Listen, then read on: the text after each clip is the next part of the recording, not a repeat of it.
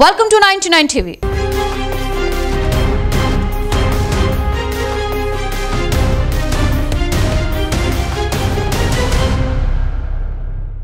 ఒకప్పుడు ఆ నాయకుడు ఉమ్మడి రాష్ట్రంలోనే టాప్ లీడర్స్ లో ఒకరు.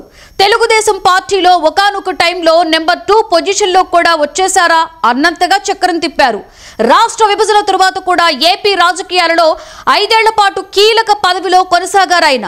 అయితే ఆయన మరణం తర్వాత సీన్ మొత్తం కూడా మారిపోయిందా? ఆయన వారసుడికి ప్రాధాన్యత దక్కడం లేదా?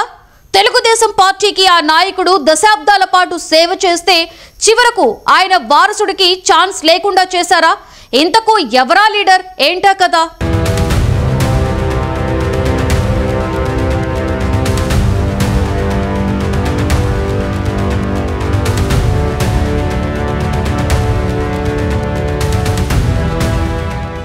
కోడెల శివప్రసాద్ తెలుగుదేశం పార్టీలో దశాబ్దాల పాటు చక్రం తిప్పిన నాయకుడు. ఎన్టీఆర్ హయాంలో అలాగే చంద్రబాబు హయాంలో కోడెలకు ఎనలేని ప్రాధాన్యత దక్కింది. కోడెల శివప్రసాద్ అంటే బహుశా తెలుగు రాష్ట్రాల్లో తెలియని వారుండరు. అలాంటి నాయకుడు మరణించిన తర్వాత ఆయన కుమారుడికి మొండి చేయి చూపారన్న అసంతృప్తి కోడెల అభిమానుల్లో ఉంది. నిజానికి కోడెల జీవించి ఉన్నప్పుడు నరసరావుపేట అడ్డాగా తన రాజకీయ సామ్రాజ్యాన్ని నడిపారు. అయితే 2014 ఎన్నికల్లో సత్తెనపల్లి నుంచి నెగ్గిన కోడెల 2019 ఎన్నికల్లో సత్తెనపల్లి నుంచే పోటీ చేసి ఓటమి పాలయ్యారు. ఆ తరువాత కొంతకాలానికే ఆయన ఆత్మహత్య చేసుకుని మరణించారు. అయితే కోడెల మరణం తర్వాత ఆయన కుమారుడికి చంద్రబాబు ప్రాధాన్యత ఇస్తారని కోడెల అభిమానులు భావించారు. అయితే 2024 ఎన్నికల్లో కోడెల కుమారుడికి టికెట్ దక్కలేదు. అటు నరసరావుపేటలో ఇటు సత్తెనపల్లిలో ఎక్కడా ఛాన్స్ ఇవ్వలేదు. దీంతో కోడెల అభిమానులు అప్పట్లోనే పెద్ద ఎత్తున ఆందోళన చేసిన సంగతి తెలిసిందే. దశాబ్దాల పాటు కోడెల తెలుగుదేశానికి సేవ చేస్తే ఆయన కుమారుడిని కనీసం పట్టించుకోవడం లేదన్న అసంతృప్తి కోడెల అభిమానుల్లో ఉంది.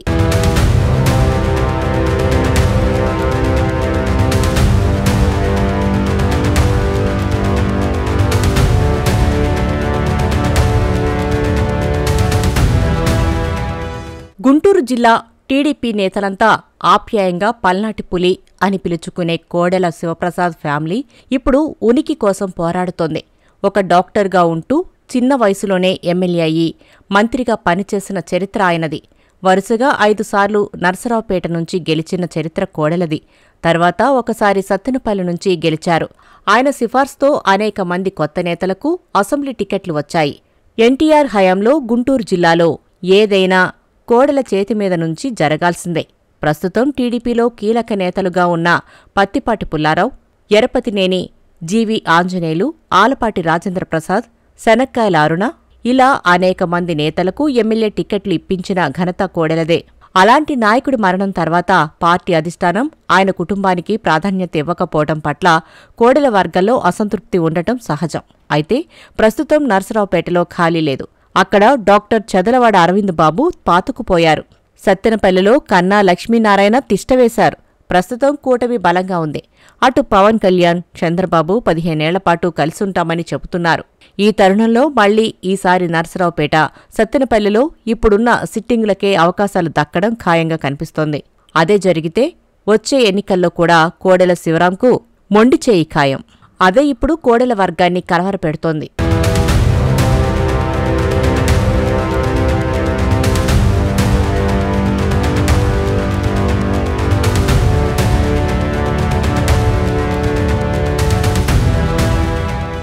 కోడెల శివరాంకు ఈసారి కూడా టికెట్ దక్కకపోతే ఆయన రాజకీయ జీవితం పూర్తిగా ప్రమాదంలో పడినట్లే.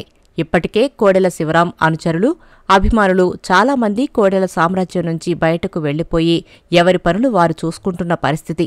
వారు మళ్లీ తిరిగి యాక్టివ్ కావాలన్నా, ఉన్నవారు బయటకు వెళ్లకుండా ఉండాలన్నా కోడెల శివరాంకు టీడీపీ అధిష్టానం ప్రాధాన్యత ఇవ్వాల్సిందే. అలా ఇవ్వాలి అంటే ఇప్పుడున్న పరిస్థితుల్లో ఏ మేరకు సాధ్యపడుతుంది అన్నది చూడాలి. ఎందుకంటే ఏ రాజకీయ పార్టీ అయినా వారి అవసరాలకు అనుగుణంగానే అవకాశాలిస్తాయి. రాజకీయాలు చాలా విచిత్రంగా ఉంటాయి. ఎక్కడా నిరాశ చెందకుండా జీవితాంతం పదవీకాంక్షతో కొనసాగడమే రాజకీయమవుతుంది.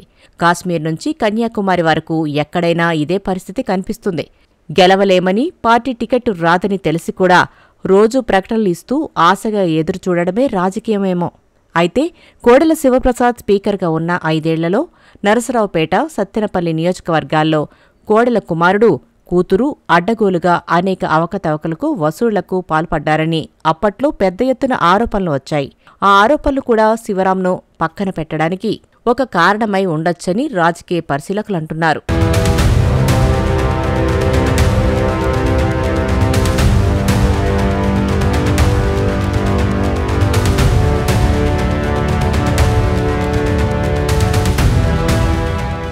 నిజానికి 2024 ఎన్నికల్లో కోడెల శివరాంకు టికెట్ వస్తుందని అందరూ ఊహించారు. కానీ అనూహ్యంగా కన్నా లక్ష్మీనారాయణ తెలుగుదేశం పార్టీలో చేరడం, ఆయనకే ఎన్నికల్లో చంద్రబాబు ప్రాధాన్యత ఇవ్వడం చకచకా జరిగిపోయాయి.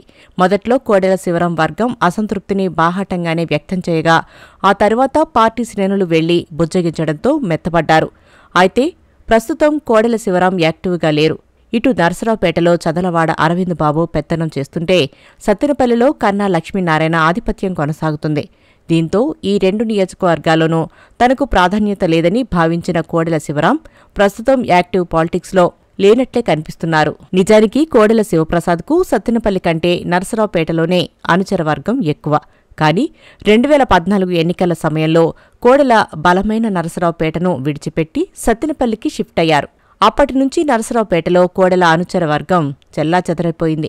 ప్రస్తుతం సత్తెనపల్లిలో కూడా కోడెల శివప్రసాద్ మరణం తర్వాత కోడెల వర్గం ఎవరి దారి వారు చూసుకున్నారు.